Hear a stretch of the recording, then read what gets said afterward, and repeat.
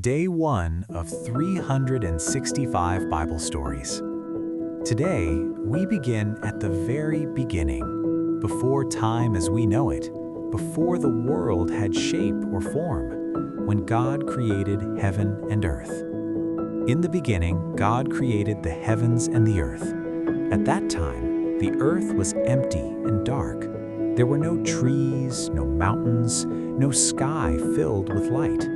A deep, roaring ocean covered everything. Darkness stretched across the world, and nothing could be seen. There was no sound of life, only the vast waters and the waiting earth.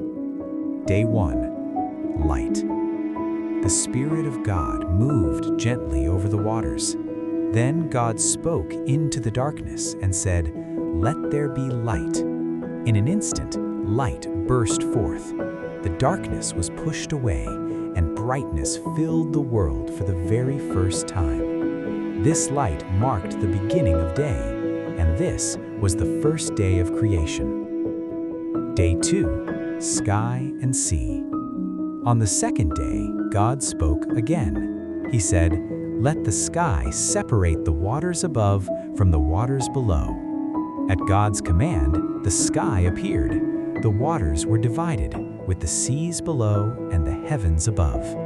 The sky stretched wide across the world, and the seas remained beneath it, each exactly where God commanded them to be. Day 3.